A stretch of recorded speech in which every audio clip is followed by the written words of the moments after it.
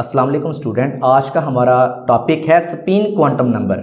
तो चलते हैं अपने टॉपिक की तरफ। Electron also have spin motion around their own axis.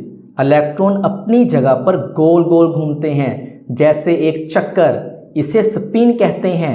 According to the electromagnetic theory, a spinning charge generate a magnetic field.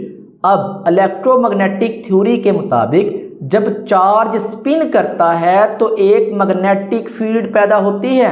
This motion causes an electron to behave like a magnet, और ये इसी वजह से electron एक छोटी magnet की तरह behave करते हैं। फिगर 2.6 यहाँ आप डायग्राम में देख सकते हैं, shows the two possible spinning motion of an electron. Figure में दिखाया गया है कि इलेक्ट्रॉन दो तरह से स्पिन कर सकते हैं, क्लॉकवाइज यानी घड़ी की डायरेक्शन में, और एंटी क्लॉकवाइज यानी घड़ी के अपोजिट डायरेक्शन में। यहाँ ए में क्लॉकवाइज डायरेक्शन दिखाई गई है, बी में एंटी क्लॉकवाइज डायरेक्शन दिखाई गई है। The clockwise spin is represented by an arrow pointing downwards, while the anti-clockwise spin is represented by an arrow pointing upward।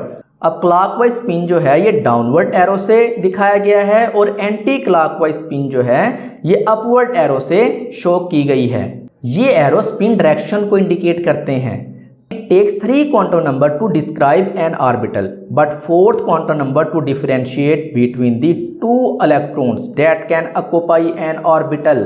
Orbitals को डिस्क्राइब करने के लिए 3 quantum number n, l, m काफ़ी हैं, लेकिन एक ही ऑर्बिटल में 2 इलेक्ट्रॉन्स को अलग दिखाने के लिए 4th क्वांटम नंबर s ज़रूरी होता है। ये इनकी स्पिन अलग करता है, यानी क्लॉकवाइज और anti clockwise. Did you know in the nth principal quantum number there are n subshells consisting of n square orbitals with a maximum number of 2n square electrons। जब भी हम किसी एटम के nth प्रिंसिपल एनर्जी लेवल यानी shell की बात करते हैं, मतलब जिसका प्रिंसिपल क्वांटम नंबर n हो, तो उस शेल में n सब शेल होती हैं। यानी अगर n की वैल्यू 3 हो तो सब शेल 3 होंगे, spd, और n स्क्वायर ऑर्बिटल्स होते हैं। ये ऑर्बिटल्स वो जगह होती हैं जहां इलेक्ट्रॉन्स रह सकते हैं। हर शेल में जितने ऑर्बिटल्स होते हैं उनका टोटल n स्क्वायर होता है। फॉर एग्जांपल, अगर n की वैल्यू 1 है तो n स्क्वायर के मुताबिक उसमें 1 ऑर्बिटल होगा। n की वैल्यू 2 है तो n स्क्वायर के मुताबिक उसमें 4 ऑर्बिटल होंगे। n की वैल्यू अगर 2 हो यानी दूसरे शेल में 1s और 3p, कौन कौन से हो जाएंगे वो 2px, 2py और 2pz। अगर आपके पास n की वैल्यू 3 हो तो ऑर्बिटल कितने हो जाएंगे टोटल n स्क्वायर फार्मूले के मुताबिक 9। कौन कौन से होंगे, 1 s होगा, 3 वहां पे p होंगे और 5 वहां पे d होंगे, टोटल हो जाएंगे 9। अगर n की वैल्यू हो आपके पास 4 तो ऑर्बिटल n स्क्वायर के मुताबिक 16 होंगे। कैसे, s का 1 ऑर्बिटल, p के 3 ऑर्बिटल, d के 5 ऑर्बिटल और f के 7 ऑर्बिटल, टोटल 16 ऑर्बिटल।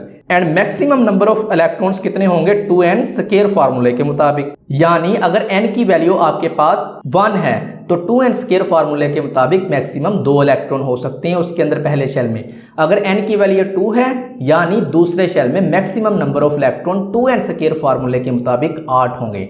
अगर n की वैल्यू है 3 तो 2n स्क्वायर फार्मूले के मुताबिक मैक्सिमम वहां पे इलेक्ट्रॉन्स कितने होंगे, वहां पे 18 होंगे।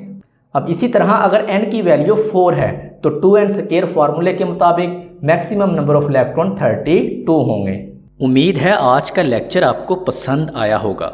अगर आपको कोई कन्फ्यूजन है तो ज़रूर कमेंट करें, मैं रिप्लाई करने की पूरी कोशिश करूँगा। लेक्चर अच्छा लगा हो तो वीडियो को लाइक करें, शेयर करें और चैनल को सब्सक्राइब करना ना भूलें। शुक्रिया।